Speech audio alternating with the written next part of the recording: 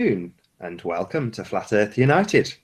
Joining me this afternoon is YouTuber GudTims4All, otherwise known as Zachary Zabala. How you doing, Zach? Good, Nathan. How you doing this evening? Yeah, I'm pretty good. Can't complain. It's still just about afternoon here, believe it or not. This is probably the earliest show for me ever. 11 a.m. there and 5 p.m. here is considered early in Flat Earth United terms. So I'm chuffed. I'll have an afternoon to deal with after we're finished. So I'm pleased. All right.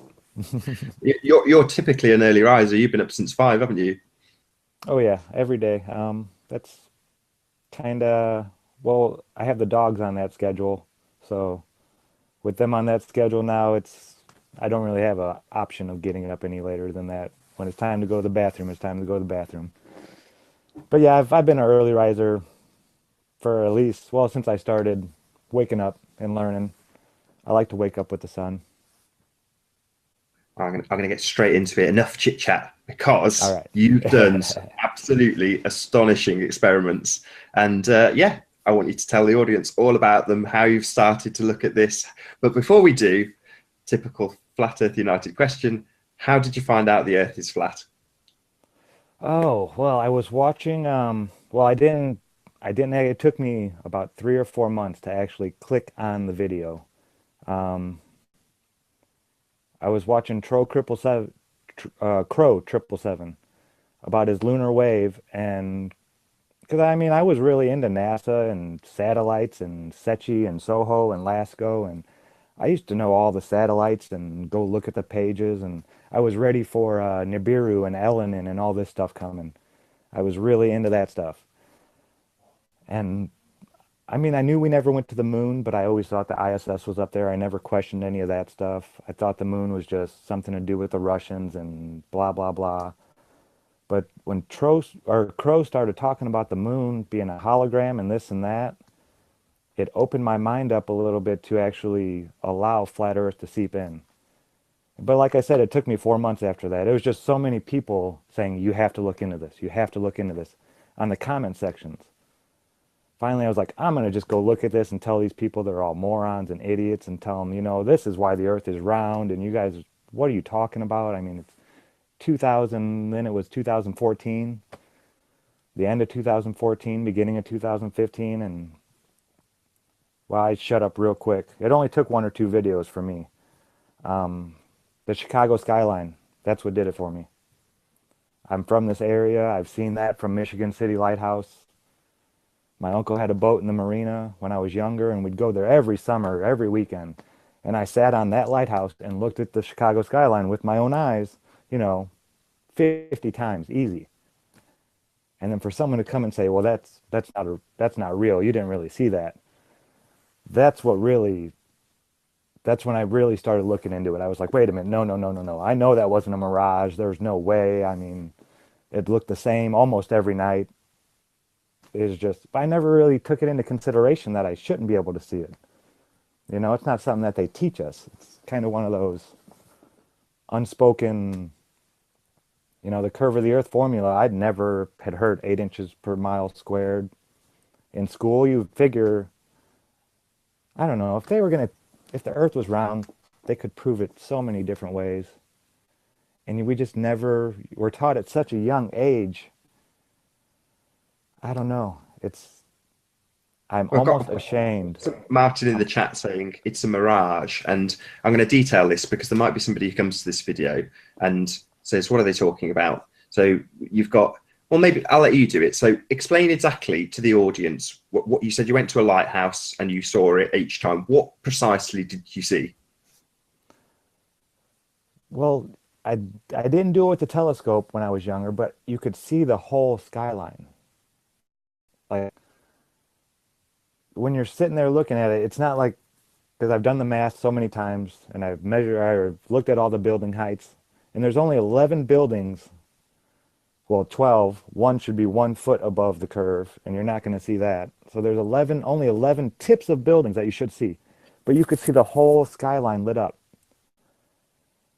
And unless there was a crowd of boats out there every night in the same exact spot, lighting up the horizon there, then that was the Chicago skyline. I mean, you could see almost all the buildings. And I'm sure there's some really small ones along the shore that you still can't see, but we're figuring that out, why we can't see those. That's coming along. But I Well, mean, this is it though. This is what you are showing in no uncertain terms yeah. because it's used as a debunking by globe heads. So they say, well, look, there's Hmm. the bottoms of these buildings are cut off and therefore curvature. And when you get into the into the nitty gritty details of it, they'll say things like looming or inferior mirages and things like this. Whereas your experiment, well, again, I really want to steal your thunder because I'm excited, and you can probably tell. But tell us about the paint can experiment, the first one that I mirrored. That one, I was trying to figure out a way to show that we can make things disappear on a flat surface. It finally hit me. Quit going out over water and doing it over long distances where they can say, well, it's just curved. That's why it's happening. So I wanted to find a long enough flat surface that I knew was flat to start experimenting with to see if I could get things to disappear. And gosh, it was probably,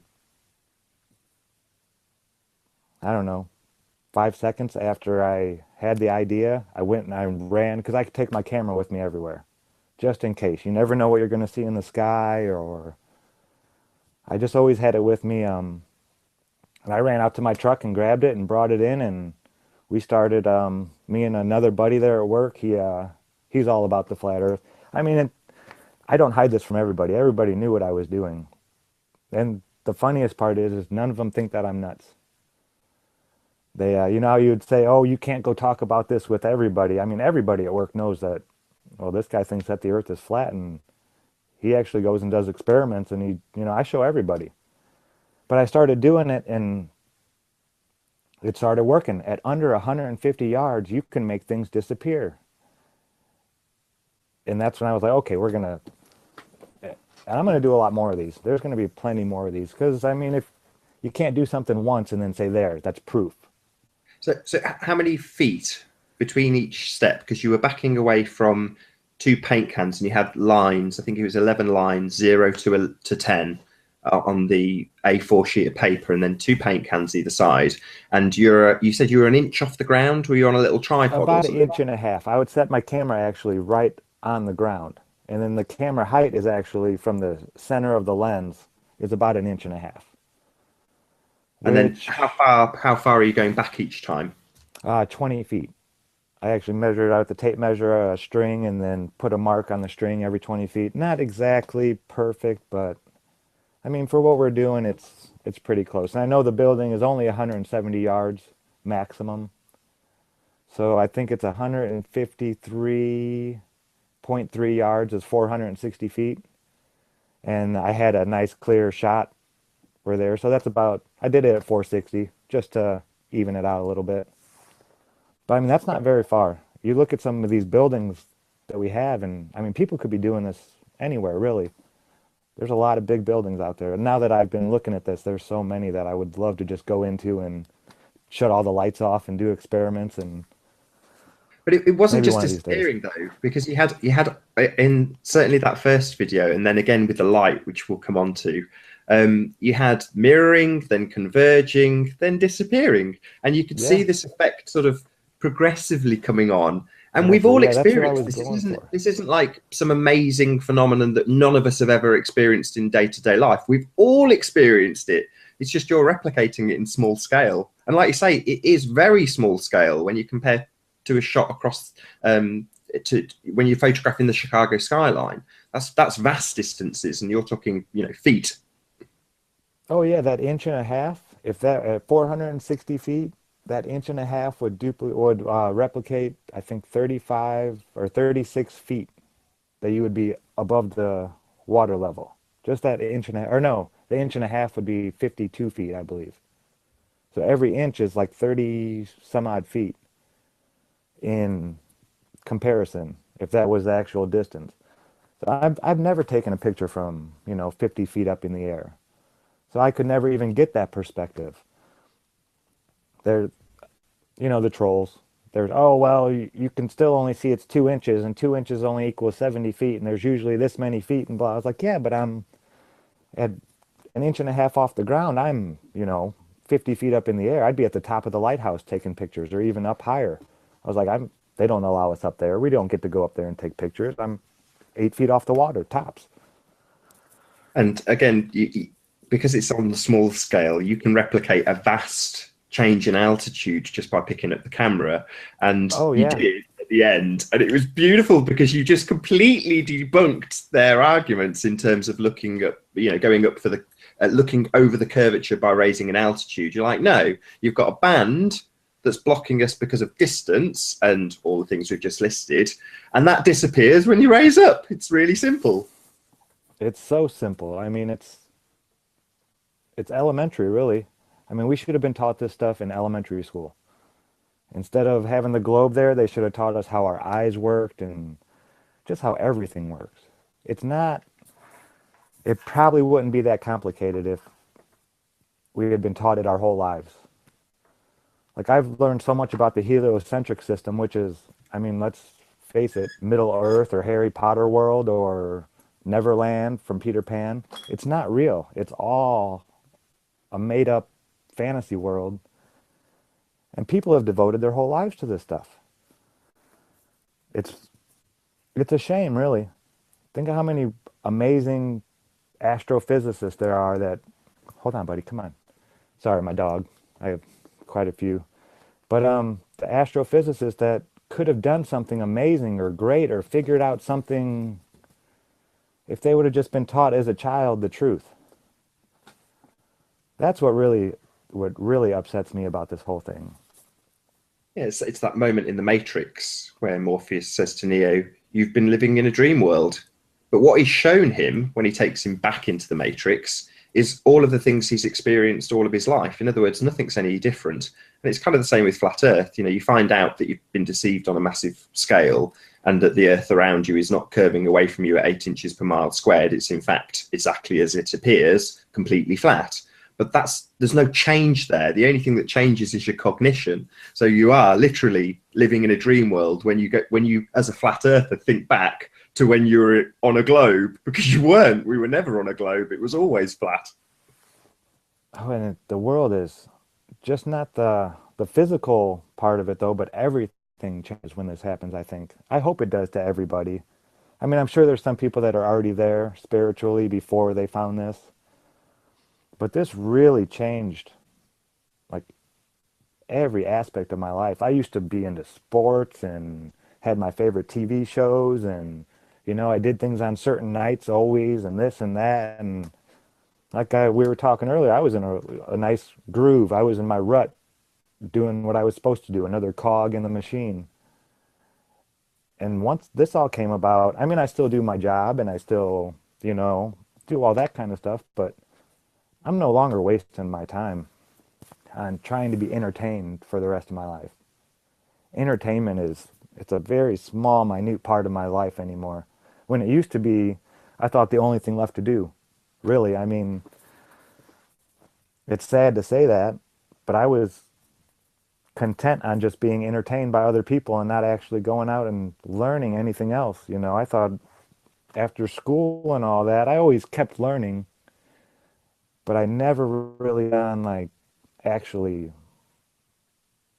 experimenting and knowing. There's a big difference between having someone tell you something and then going and actually doing it yourself and witnessing it. It's an Well, amazing it's feeling. back to what we get told as flat earthers, that we're being skeptical empiricists by wanting to actually experience things firsthand rather than take someone else's word for it. Yeah, it's funny how this is all working and how it's very organic the way this has come about. And in one way that's a good thing, but I don't understand is why they're allowing it.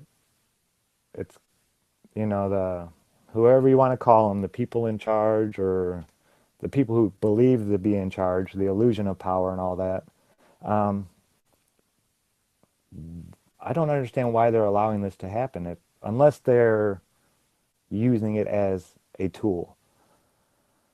That's the only thing I can see is they're getting ready to do something on a massive scale and they either want to know who the people are who I don't know. I'm not sure. There's so much speculation. I mean, these are psychopaths we're talking about, and to try and get into the mind of a psychopath is for a, I don't want to call myself exactly normal, but I don't ever want to hurt people. I don't want to steal from people. I don't want to do that kind of stuff. I remember the last time I hit somebody in violence, I was probably 7 or 8 years old, and I started crying because I felt so bad because I hurt them. Or I thought I hurt them. I didn't really hurt them. They were crying because I hit them and we were little kids. But I don't get any joy in, and it's hard to understand how someone could, and then to try to think like that person would. I can't. I don't know why they're doing what they're doing, but I believe they're doing it for a reason. This is being allowed. I mean, recommended. They could put in a few lines of code, and anybody that typed flat Earth in, the thing would just be deleted. On YouTube or stuff like that. They could put a lid on this and not let it explode as much as it has. And that's the one thing that worries me is why are they doing this? They definitely, and then it's hard to answer. I was just going to say it's hard to answer because we know why they're deceiving us with the globe, and it's to control us. And what you described earlier about actually going out and experiencing life rather than what they want, which is you to have a few beers of a weekend and watch the sports game. That's what they want. But going out and experimenting, they definitely don't want that. So the idea of the control structure is to stop that from happening. And what's their end game? Well, they definitely don't want us to be ignoring them. They definitely want us to be paying attention to what they're telling us. In other words, all of the mainstream media is still globe media. Oh yeah. It's still. Oh, yeah. So you're right. They could just put a lid on it, but I suspect that number one, we're not as big as some people would make out. So we are kind of the corner of the internet that is currently being ridiculed. Maybe they don't see it as any sort of threat. On the other hand, if you look at the stats, I've chatted to Mark Sargent about this. It is getting very big very quickly. It's tracking with a lot of mainstream topics. So yeah, it's hard to know. But my answer would be, who cares what they're doing? Let's turn our backs on them. Yeah, that's a great answer. Really, it doesn't matter what they're doing. It matters what we're going to do and what we're doing. You said you came to this through Crow. Now, Crow's really interesting because he is a flat earther. He'll hate me saying that because he hates being defined as a quote unquote flat earther, because that's a particular breed of person. And that breed of person has very little to do with the shape of the earth, unfortunately. That's a sort of a social category almost now.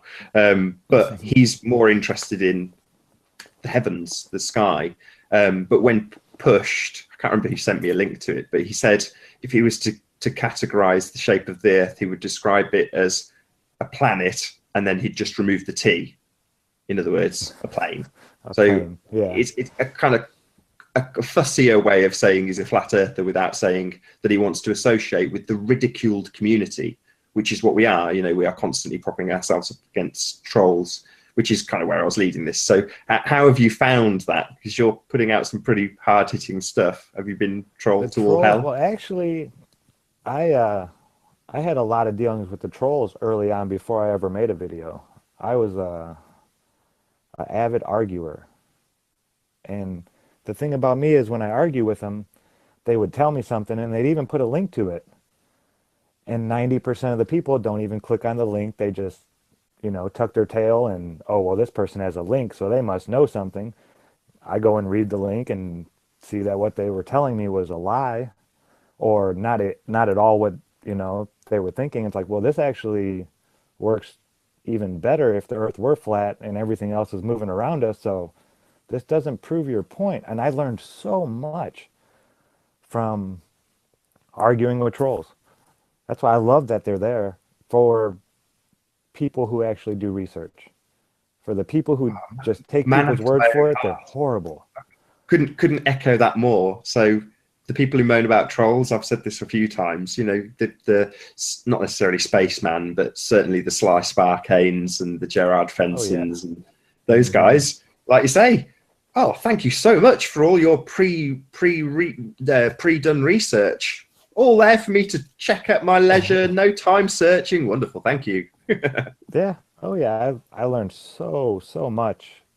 And the craziest part is that you'll see them in the, well, it's not really crazy because they are trolls and they're, but you can explain something to them and give them the actual science, that what science actually says, tells them, because they'll be way off base on some of those things.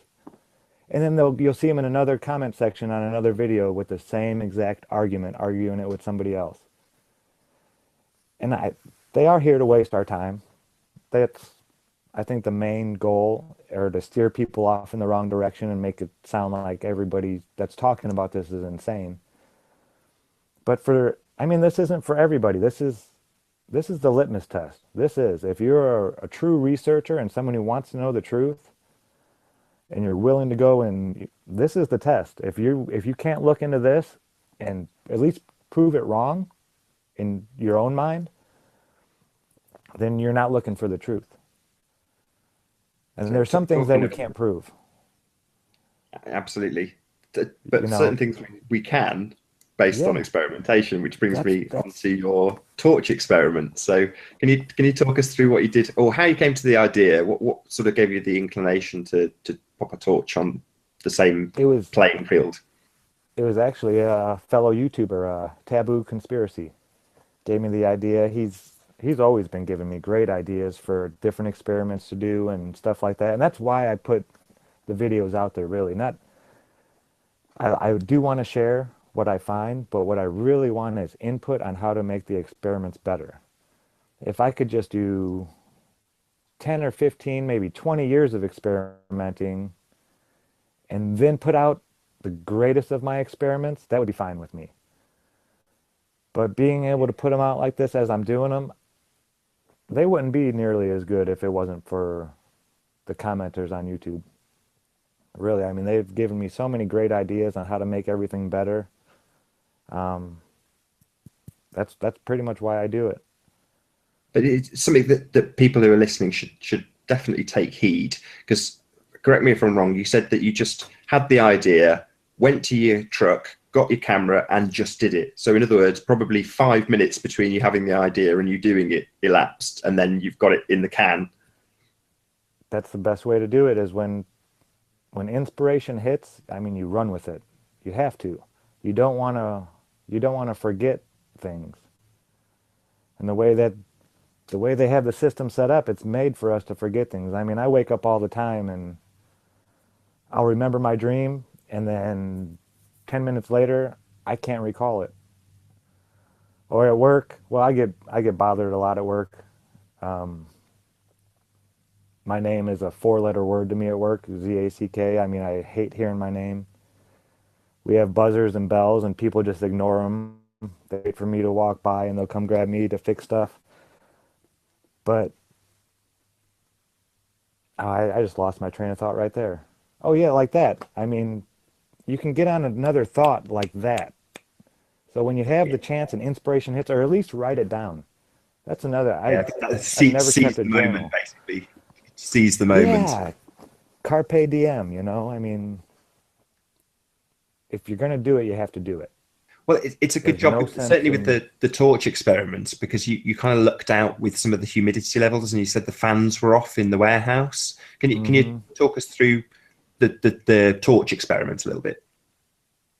Yeah, but I pretty much I just set a flashlight down and where I had set the lids before, and I had done it twice. The first time I did it, for some reason, I thought I had to put the torch above the camera eye. And I mean, in reality, everything goes to our vanishing point right on the horizon. So I don't know what I was thinking. But the second one, um, a couple YouTube commenters said, "Why'd you raise it? Go ahead and put it down on the ground. That's how we would see it normally." Or eventually, it would sink in with the horizon. And as soon as I did that, I got it to disappear totally. In under, now I'm sure that the atmosphere had something to do with it, but I had a good 120 feet left to go. And you could see in that video, I had to go and make another little thing, record myself, how happy I was because I got that light to totally disappear. It's, Did, it's didn't the solidified. At the Go end, ahead. if I'm right, I'm going from memory now because I didn't watch it today. Didn't the like exposure levels completely change beyond there? So it like suddenly you could see all of the backgrounds because it suddenly Oh got yeah, very the very background, the light was gone. Like now, if I stood up, I could see it fine, but from that low, I believe it has something to do with the two images, the mirroring effect, converging that high up right there to where, and the neatest part was it actually did it like we see the sunset from the bottom up. It wasn't like all of a sudden the light was dissipating from both sides or anything. It did it just from the bottom up. Now, I have an idea that if we were doing this from the side view and you had a 150-yard long wall and you could put the light on the wall and back away, that we would actually see it disappear from this side. I think that's how perspective works. It it all determines how close you are to whichever side of the four squares you're looking at. If you're all the way up to the top of a ceiling, you can make things on the ceiling disappear. If you know, and vice versa with all directions. I think. I'm still not 100% sure on that, but it's how it's making sense in my head. It has So to do what? with the angles, the angle at which our eyes can see things. Once it, I'm not sure how to word this. Well, It, you don't it need to because you're lucky in the respect that what you're trying to describe has already been reverse engineered by the powers that should not be, and then put into calculations to deceive us about curvature. So I understand what you're saying. It's hard to phrase it because you're trying to describe something that you're witnessing, and it's you can't describe each and every photograph. You'd need 10,000 words. You know, it would be here all night. But I kind of get what you're saying. But what maybe I'll phrase that as a question. Do you think that what you're witnessing with your camera has been engineered to deceive us with curvature? oh, absolutely. Yeah, that is the supposed curvature right there is just how our eyes work. They I think the ancient Greeks knew this stuff. I think that's when it all started with the whole Pythagoras and all that kind of stuff. I mean, they set up this system, and it might not have been them. It may have been people before them, but the system was set up on how our eyes actually work and how I don't know, it's amazing. And I mean, they've had 2,000 years to get it down. And you got to think only a couple hundred years ago, the sun was, well, not even, I think the sun was 120 million miles away. It started off at 3 million miles and then went up to 33 million. And then, so throughout history, it's going to change again. Even in their model, I have pretty good faith that they're going to have to change the distance of the sun. And all the people who believe that everything they say is gospel now, in 50 years or 100 years or how whenever it happens, if this is still going on, hopefully not, hopefully the earth will be known flat by then, but if it is still going on, then they will have to change and adapt, and because their model has so many holes in it. The heliocentric model is, I understand why they don't teach it, actually teach it. My little brother took an astronomy class in college, and he said they looked at the stars, I think, one night, and then the rest was just all memorizing, book learning, no observational anything. And how do you learn about something if you don't look at it and observe it? I mean, in their model, everything should be changing all the time. You can't say, well, everything's just known and learned. In their model, they should be teaching people to be looking for alterations every minute, and they don't. They don't even want you to look up there. It's But they do show a certain amount of stuff. Obviously, it's mostly CGI based and touched Yeah, in. no, I'm not talking about things you see on a TV screen. I'm talking about looking through a telescope made with lenses and no no computer graphic anything allowed. But looking through a big lens telescope, he did that one time. They only did it one time. And he said it was neat. It was really neat, but they didn't he thought it was going to be a lot of that. And they don't want you looking. They don't. And if they do want you looking, like you said, they want you looking through their computer monitors or their screens to see what they want to show you. They don't want you using your eyes. Well, this is exactly how I got in touch with you. So Dale, Ohio, who I think is probably about 40 or 50 miles away from you, was the person that got in touch to say, oh, I know that guy, when I was putting out an appeal to find out who'd made the video with the paint cans. And he and indeed Crow 777 and Take Back Space CD, these are the people who are Hmm. actually broadcasting what I would consider to be better quality than I got through my telescope. Now, that's not to say that the mystique that you got when you look through your own lens at the sky, and you finally get that magical moment and you can see the rings of Saturn or whatever you're looking at, that that magic isn't there. But in terms of the actual picture quality, yeah, it's right up there. Especially Oh yeah. it's amazing, and you can literally, although it's on TV, technically speaking, you can go and have a look at this stuff for yourself because there's people out there going to the effort of actually broadcasting it for you, and they're good at it. They know how to use their equipment much better than I ever could with my scope, so they can do this stuff in seconds, and you can really have a good look at what they've shown you versus what's actually up there, especially with things like Jupiter with all its nonsense that's crowned atop it at the moment. But this is the stuff that people are showing you through their lenses, and it's just being pretty much put straight on the screen as you would see it through the lens. But you're what you're doing is different, though. Small scale experiments compared to looking through telescopes is to me, it's a lot more magical. And I hope you didn't take offense when I did the promo for this. I said it was cheap, and by that, I kind of No, mean, no, that's what I'm going for. That's exactly what I want to try to find things that anybody can do. And yeah, I did. I went and bought a nice camera, but you don't need a great what camera to camera do did you this. get? I thought it was a Nikon. Am Um, I wrong? yeah, it's a Nikon. I didn't get the P900. This one is almost a pound lighter, and it was about $250 cheaper. And and it has all the same gizmos and gadgets. It has all the whistles and bells. It just doesn't have the 83 by zoom. It has a 60 by zoom, which was still adequate enough for me to do what I wanted to do. And I'm happy with it. I mean, I definitely would like a P900 eventually or the next step up. But what really did it for me was the weight. I I've heard a lot of photographers say you have to take weight into account a lot if you're going to be taking a lot of pictures. And in the first, I think 8 months, I took over 5,000 pictures of.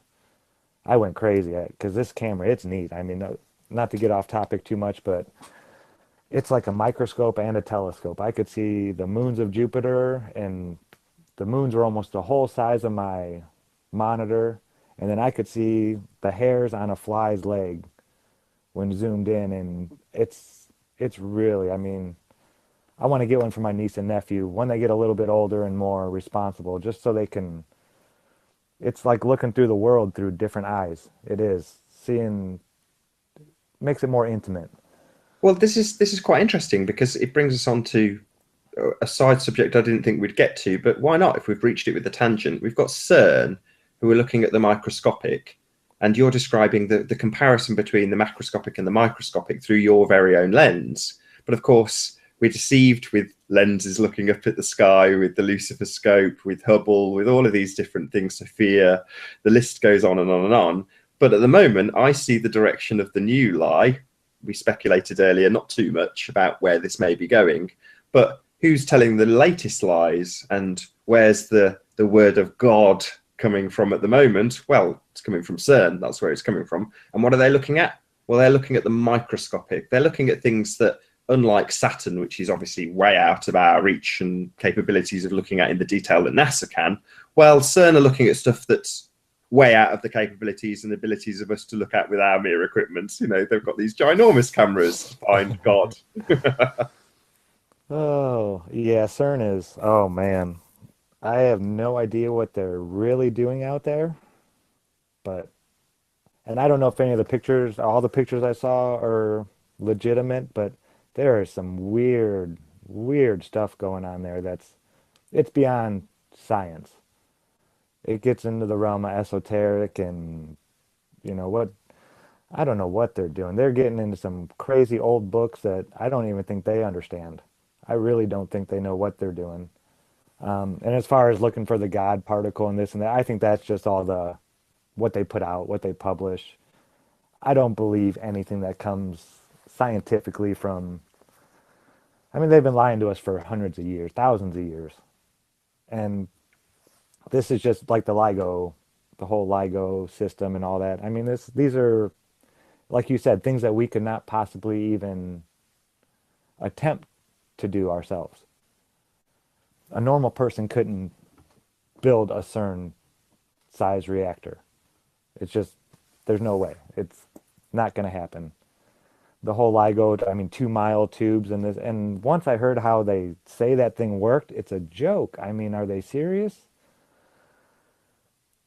When you go and research some of this stuff, you have to have more faith than you do to be a religious person.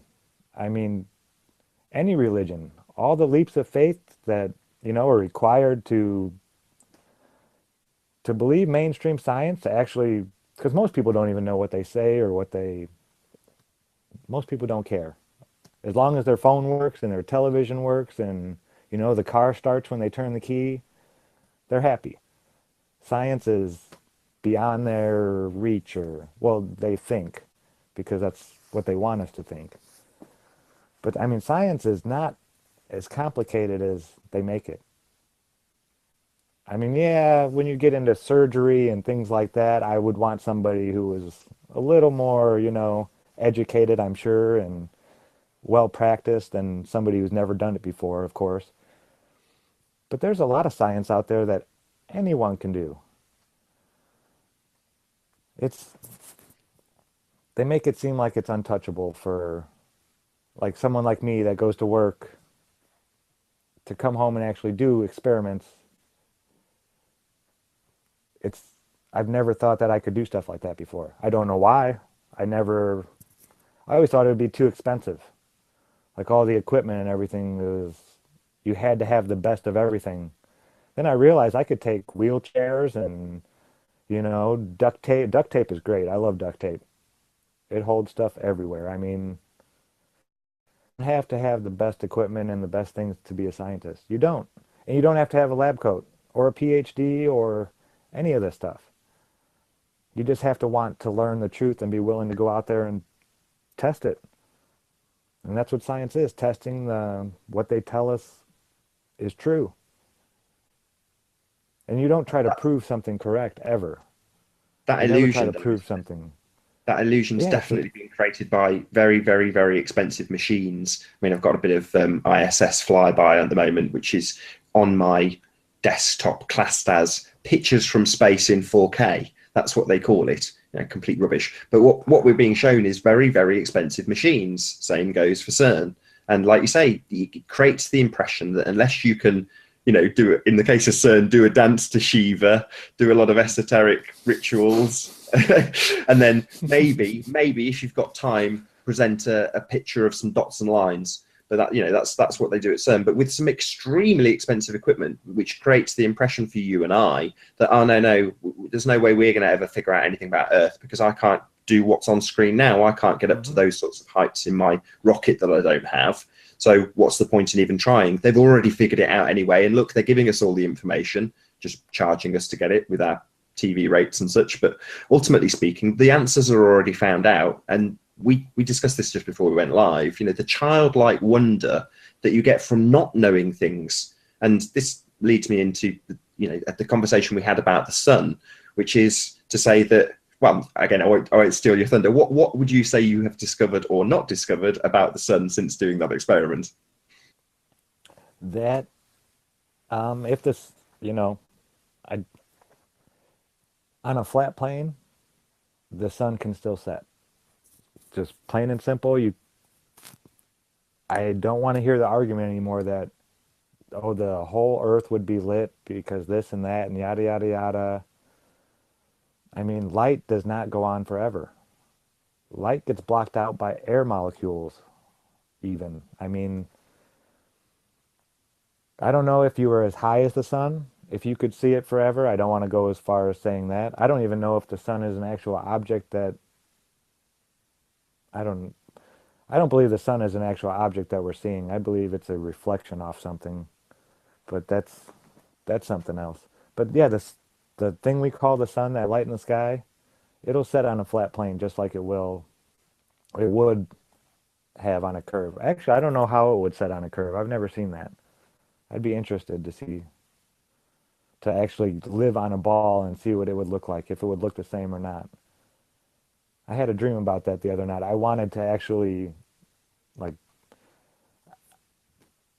I think they were, I don't know, it's kind of fuzzy, but I think they were offering me to go fly to a place that was a big giant sphere to let me see what it would be like to live on a sphere and how different it would be from what we actually see here in reality. Oh, wow, that was weird. You ever have This was those? something else. This was something else we talked about before the show, which we were talking about the different durations of light in the different hemispheres. You have to excuse my terminology, but yeah, again, based on what I keep wanting to steal your thunder because your information's so good. I have to calm down and try and phrase the questions a bit more leading. So you've heard my preamble, and you know where I'm going. I'll just shut up. Well, it's actually I lost my go ahead. Go ahead. I lost my train of Well, I was thought. trying to say about the fact that they say that the sun's traveling at different speeds. Now, you've kind of Oh, already okay. by saying that you don't think that the sun, like they describe in the heliocentric model, is some burning ball of fire 97 million miles away, or however many they decide this decade. So yeah, it's not a physical object. I mean, I'll preface this by saying, in reality, I have no idea what the sun is. I know from you from before we started, you have no Oh idea what the yeah, sun is. there's how could you? How could anybody really? I mean, there's we don't have a perspective to see what the sun is. We don't get that viewpoint to actually look at this, and it's always above us, shining down. I don't know how to. I almost want to think that the sun is very, very, very far away. And I know a lot of people don't like to think that there's a dome or this and that, and that's going to be some of the experiments I'm going to be doing here pretty soon. I'm going to try to make a rainbow without a piece of glass inside, with two different streams of water, because that might be able to do it. I know, I don't know. I don't know. I don't have to do experiments, but the sun is, it's definitely not whatever's creating the light source, we don't see it, in my opinion. Now I'm just saying that as I studied it for about a year last year. I mean, I went and bought a sextant and I measured it, and I was actually checking the US Naval Observatory's records to see if they were telling the truth. And they were right on. There was a couple days where the sun will actually be off. I think it was three different occasions. One time I didn't triple check, so I'm not sure about that one. But the other two, the sun was off over 2 degrees, just at a certain time in the day. And then I went in the afternoon and it was right where it was supposed to be. So things in the sky, they can appear to be well off from where they actually are. Can you give That's that a bit more detail? I'm kind of following what you say, but can you Yeah, here I explain actually have I'll even bring out the date for you and everything. I have it written down here. Sorry about this. Okay, nope, that was a spot up here, and oh, where's it at? I know I marked them. That's Okay, okay. here's one. While you're having a look, I'll shout out a few people in chat. So I got YouTube, Mr. Cash Cashiers, how you doing? Turquoise Dragon, Jibby Jedi, Flatina, pleased to see you. Some Patricia Steer going by. Jerry, I'm not even going to pronounce that surname. How you doing, Jerry? Lewis Grindle, pretty much pronounce that one, no problem. A few of them have flown by. How you doing? Have you managed to dig it out, or shall I keep shouting them Yeah, out? yeah, Oh, yeah. I you have it. found it. You can Brilliant. you can keep going if you want. I'm Oh yeah, no I rush. can keep going indefinitely. Jimbo, how you doing? Pleased to see you. Ricardo, he. Hi Nathan, he says. Yeah, hi, how you doing? Earth Discernant, is that right? I'm looking at my screen from about 4 feet, so I can just about make them all out. Gem Buzz, I assume that's Jeremy. Gurr. Now, Gurr is an interesting character. He joined the first 2 sun tracking events to show us the 24-hour sun from his location. How you doing, Gurr? Pleased to see you here. Kanda, very pleased to see you. Who else we got? I said, Wake the Sheeple. Pleased to see you, Michael. How you doing? Chris Rock, pleased to see you, former guest. Chris. Who else we got? George Smith. I think we're pretty much at the bottom now. Pleased to see you all. Thank you very much for coming. Thank you very much for giving me 1 million views. Really pleased. Thank you. Thank you. I think I've done enough filler there. How are we doing? All righty. Let's see. Tuesday, September 20th. This was last year, 2016. In the morning at 10:28, I measured it at 42 degrees, and the actual was supposed to be 40 degrees. Now, 2 degrees is actually the size of 4 suns. That would be the sun, because the sun is about a half a degree in the sky usually. It changes size a little bit. It gets a little bit bigger as it heads south. But, I mean, that's a large distance, 2 degrees, when you're talking about the actual sky. And I triple checked it, and then I went back, and that was in the morning. I went back at 12:51 CDT, and it was 49 degrees, just like I got pretty good with the sextant. I could get it to within about half a degree. And to have them off by 2 degrees like that, it also happened, when was the other one? Wednesday, October 5th of 2016. It was off in the afternoon at 15:32 my time. Supposed to be 28 degrees, and I got it at 30 degrees. And all the other ones are within half a degree everywhere. 43, 43, 28, 28. I mean, they were really right on the U.S. Naval Observatory. But the thing I really thought was really interesting about it is that the sun is in the exact same place. Like I know March 20th because it's around the equinox. It's been the equinox the last couple of years. 12:55, the sun will be directly due south of North Judson, Indiana, where I live. Every year for 70 years at the exact same time. Every minute. Now, how that could be, that's not random at all. That's a clock. I mean, that is a perfect clock system. So I went through and marked every 5 days. I have it on paper. I have a bunch of copies of it for where the sun should be every few days from my point here in northern Indiana. And that's what my sun experiment, the 2 sticks in the ground, is all about. And the sun does not, it's a better clock than you could ever get on your wrist or on your phone. Or I mean, it doesn't lose a second, year after year. And this is the U.S. Naval Observatory. I went back to 1970. And then if you go forward, what did I go to? 2040. And every year is just the exact same. They don't even, it's that predictable.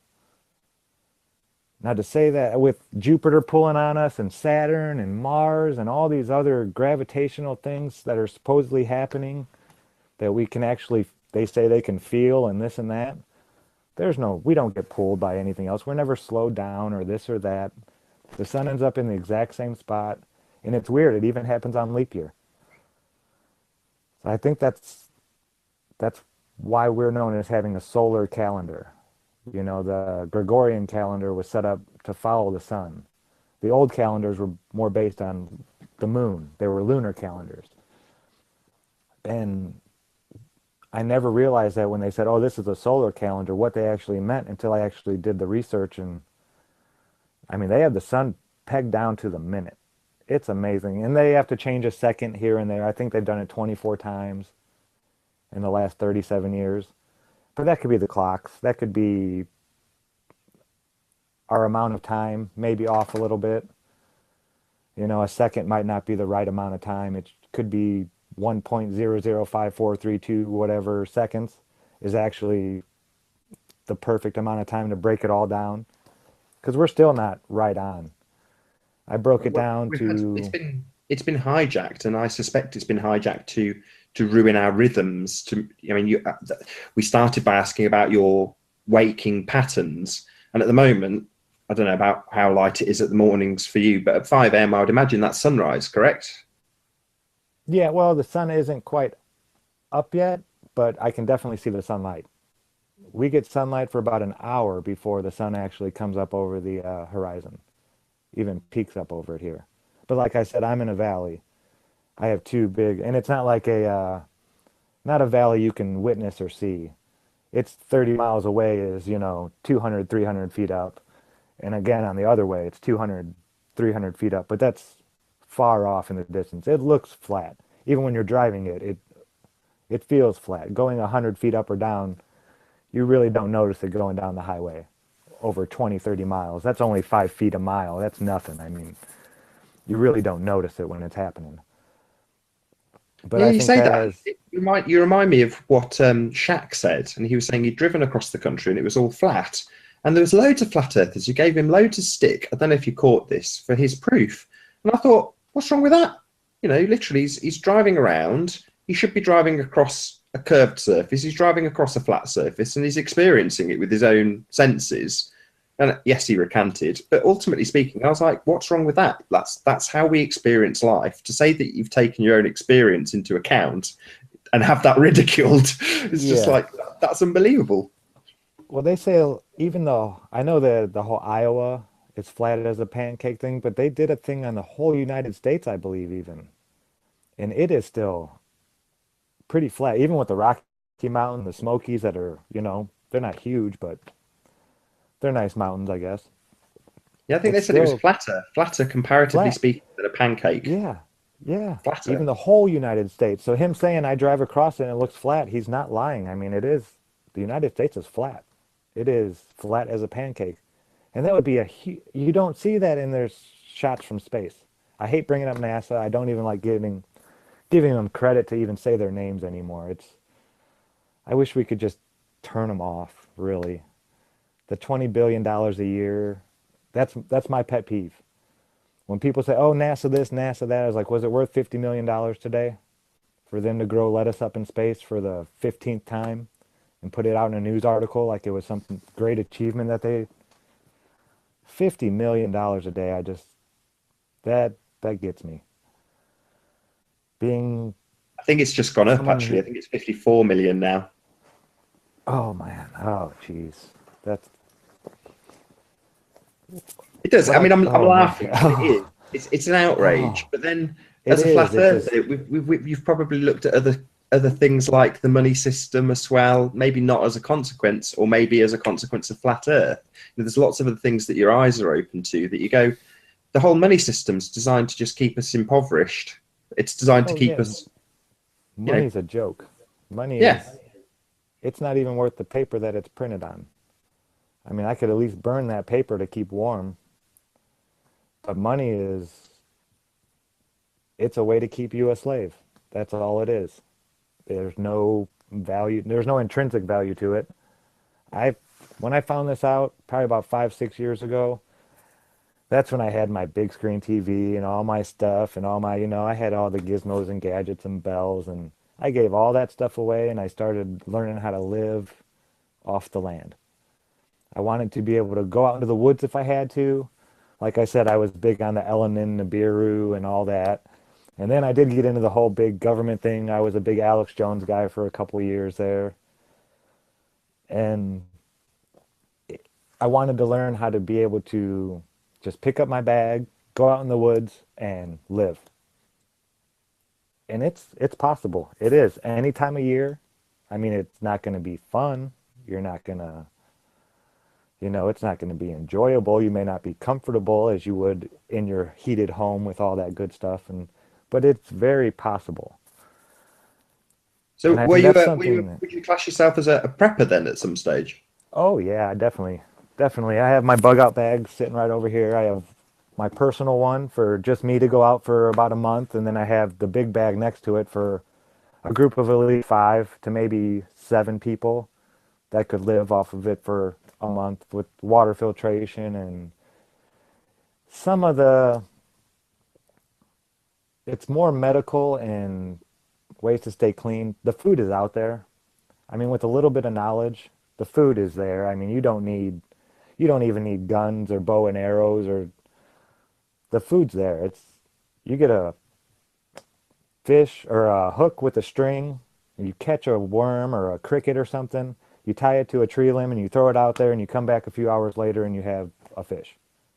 You don't have to stand there. And I used to be a big avid fisherman. I was always, catch and release. I'm not hurting them. And then I let my conscience get to me. It's like, this is hurting these fish. I mean, I don't care what people say. Oh, they don't have anything in their lips. They can't feel it. When I just don't. I felt bad. I mean, I always felt bad, but it was the manly thing to do. I wanted to be like the rest of the guys. And I actually, fishing became like a way for me to relax, to get out there. I used to go fishing with my buddies. And then once I moved out to the country, because I grew up in the city, once I learned about everything that was happening, I moved out to the country away from all the big cities and stuff. And fishing became like I don't want to say my religion, but I did it almost every day. And I'd throw lures out there without even hooks on them. Just to be out there. Just to go out there and, I'd get a fish to hit it. And I know I could catch that fish if I really needed to. And then I quit doing that. I just was like, okay, I'm done fishing. I gave all my fishing gear away. You just reminded me of, sorry, I'm going to interrupt because it's just funny. So you just reminded me of a Red Dwarf skit. So he's explaining the same thing to the android character, the Dave Lister character. And he says, oh yeah, we used to go fishing just to pass the time. And the android doesn't get it. And he's like, well, where did you go fishing? And he said, well, we used to go to the canal. No fish in there. He's like, well, what was the point? He says, well, we used to go condom fishing. He says, one time I caught this 10-pound black ribbed nobbler. Oh. But yeah, then I learned I can go out there with just a camera. It's the same thing. I love being around nature now. The last 5 years, once I've woken up, I have 4 gardens now. I started one 5 years ago, and then I've added one on every year. This year I didn't add one on because 4 gardens is more than enough. I don't even have time to take care of them, but I mean, I love being outside. And I was never like this. 5 years ago, when I was well indoctrinated, I was happy in my little cube with my TV and my Xbox, and as long as I had my internet oh man, I wasted so much time that I could have spent. But you can't look back because I'm sure I did learn things while I was doing nothing. We're always learning if you're paying attention, but I could have just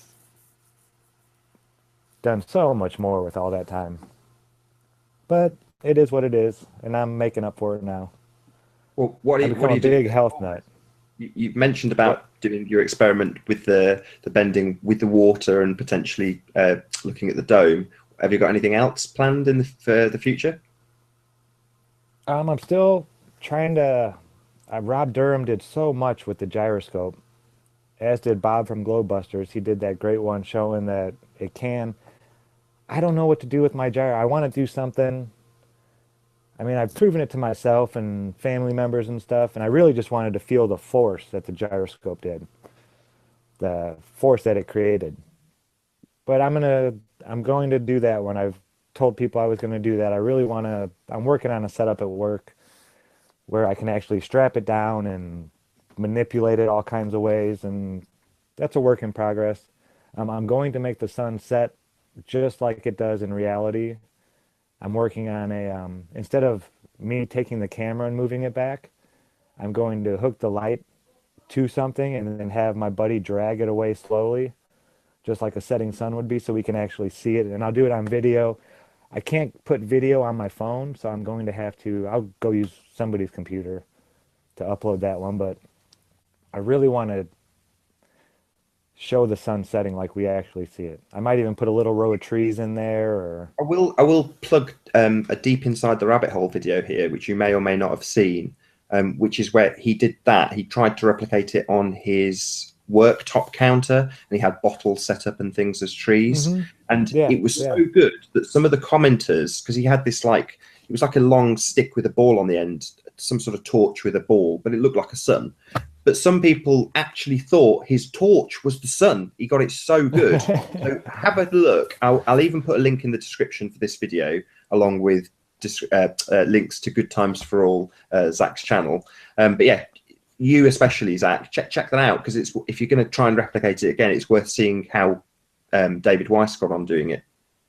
Oh yeah, I've seen that one. I think he did it twice actually. He made 2 separate videos about that one. I follow David, and then Rob Skiba's video where he did it with the lens paper in there. That was genius. That was one of the things that inspired me to do this, but in reality, without. I wanted to do it without the lens paper, because the trolls, they will, you know how they work. I love how when Rob does it, you can call him genius, because you've been really humble. You're a really, really humble guy. And I said before, I was like, what do you mean it's simple? What do you mean? You can't downplay that. This is amazing. You know, I really want to pick up. Simplicity is really difficult to achieve, to illustrate something. For once you've got your camera, this is what I said in the promo, it costs nothing to do that experiment. You've already got the camera. You know, what sheet of paper was the overall cost? You know, it's pennies to actually do some of these experiments. But to achieve that, when you're up against globeheads saying that you need to go through the experience of intercontinental travel, time lapses, putting star trails into computers, it just boggles the mind what they expect you to do. Climb a mountain with a theodolite. You're like, what? Yeah. I want to do something in my lounge. My favorite is, go 10,000 miles and then make a 90-degree turn, and go 10,000 more miles and make a 90-degree turn and go 10,000 more, and you'll end up right where you started. It's like, yeah, I'll just go out my front door and I'll start that right now. You know, anybody can just walk 10,000 miles, you know. Their arguments are so ridiculous and so. I had one guy offer me $1,000 to go to Antarctica and or prove that the midnight sun didn't exist. It was like, really, you're going to give me $1,000 to do something that's going to cost me at least 15 to 20 probably. I was like, you're kidding, right? It's like offering me $100 to drive across the United States. No, I'm not going to waste my time or my money or my effort to prove to you. I don't know. I try not to even feed the trolls anymore. There's a couple of them that when I see, I can't help it. There's a couple of them. They know who they are. I'm sure they're not watching this, but they know who they are. They've actually blocked me, so I can't see their posts. I don't know if that works, but yeah, I can't even click onto their page. I can't bring up their page. When I type in their name, it doesn't even show up as a YouTube channel. Oh right. So have you harassed them? Oh yeah, I was a troll hunter there for a while. As soon as I'd see them, because like I said, it was the same exact argument. Because I would go and tell people, you know, this is a troll, blah, blah, blah, blah, blah. And, I don't even want to say his name, but my favorite one, he put his whole life out on the internet, you know, and then he used his real name and everything. And I went and found his homepage, and he wrote books about his family and put it out there and this and that. I never really mentioned too much about it. I never said anything about his family, except that he never worked and he lived off of his wife and this and that. He's the one who really, I think he even started his own other YouTube channel after that. I'm not a mean person. I try not to be, but when people are lying and deceiving people on purpose over and over and over, and this was after probably a year of not even arguing with these people, just warning other people that these people are not genuine and legitimate. Then I was like, okay, this guy is a know-nothing, doesn't work, claims to be a writer. He has 2 books on Amazon that have like 2 copies sold that are probably family members. He even wrote a flat earth book. I'll say that much. He wrote a book disproving the flat earth. And I think it has 5 or 6 sales on Amazon, something like that. But yeah, he said he was going to sue me for slander and all this other stuff. And I was like, okay, go ahead. Because everything that I've said, I read off of the stuff you put out on the internet. I was like, you can't put out your whole life on the internet and then go and start doing stuff like trolling. That's stupid. With your own name. I was like, didn't they teach you anything in trolling school? Like, you don't you don't even use your own name or your own picture. So he changed. He doesn't have his own picture anymore. I think he still uses his name on his page. I don't know. They're fun though. It's when you're bored at work and I don't have, I can't experiment. I'll argue with a troll all day I, just to waste their I time. can't believe how much of a man after my own heart you are. I mean, I'm in the chat Oh going, "I love yeah, this guy. This guy's great." Just amazing. yeah. Anti-troll, troll hunter. You're a flat Earth experimenter. Really nice guy. Really humble. So come on, what's the dark side? What's your issue? Oh, um, I like to play video games. That's probably my Ah, that's biggest great. downfall. I'll put in 3 or 4 hours a week. Usually it'll be Monday morning after my long weekend. I'll play like 2 or 3 hours or something. Just, but yeah, I've been trying and trying and trying to quit. It's better than my 5 hours a day I used to do, you know, No, there's a but few I there's a few can't. gamers in the flat Earth community. You talk of Antarctica, Doomweaver 2007. That's his gaming name, and that's Robert Shortman, who's been to the Antarctica for 12 months solid. So there's a few Really? gamers out there. Definitely, definitely. But yeah, is Yeah, there but anything you that's want to my, plug before we round out? It's been about an hour, so it may round up about um, an hour. one of the guys that really got me started, BMLSB69. He did a lot of great P900. He's the one who got me started. He's the one who talked me into getting my camera. He's the one who came up with the idea of doing experiments with the sun and measuring sunspot rotation. Um, What was yeah, his name I'd again? like Can to you say that again? BMLSB, like B as in boy with MLS soccer, and then a B at the end, and then 6'9". Yeah, I give him a lot of the credit because without him, I probably wouldn't even have started making videos. I mean, it was in my mind already. I wanted to just because of the topic and how important it is. But he pushed me over the edge and got me started. So yeah, I'll plug him, BMLSB69. If you haven't checked him out, he's got a pretty small channel still, but the videos he's done, everybody's used him. He's the guy who goes out in California and does the oil rigs at different sizes and whatnot. But yeah, if you haven't seen it, go and check out his channel. He's awesome. Doesn't do a whole lot of videos, but when he does, it's eye-opening, jaw-dropping stuff. Very good, very good. And I'll also give you a good plug. So make sure if you're watching this on the re-upload that you do click on the link that I'll put below to Good Oh, Times yeah, for All's absolutely. channel. Make sure you subscribe and like to his videos as and when they come out. It's been a real pleasure. I mean, a real, You too, real pleasure Nathan. having you, Yeah, Zach. this has been a lot of fun. Thank you for having me so much. You've even had a bit of a superstar flat earther in the chat. So you had Russian vids in the chat, watching, going by, chatting away with Oh, all of the cool. viewers. Yeah, Russian vids, man. I've been watching your stuff for years. The stuff that you seem like an honest guy to me. I mean, everything he says sounds like I've never got that feeling. Like when I'm sorry for stretching it, but when I used to watch Alex Jones, you could tell that he's lying. You can just see it. Because I used to actually watch the YouTube videos and you can see a liar. It's not hard. You just listen to your gut. And I don't, when Russian Vids is speaking, you can't, that guy's awesome. Yeah, shout out Russian Vids. Awesome, man. The stuff you do, thank you so much. But Nathan, again, thanks so much, man, for having me. This has been a lot of fun. I was real nervous. I don't know why. You're an awesome guy, but I appreciate it a lot. The pleasure was all mine. And with that, I will say another massive thank you to everybody who has joined us in the live audience. It's been Yeah, thanks, really guys. wonderful having you. I've been Nathan Oakley. I'll see you all in the next video.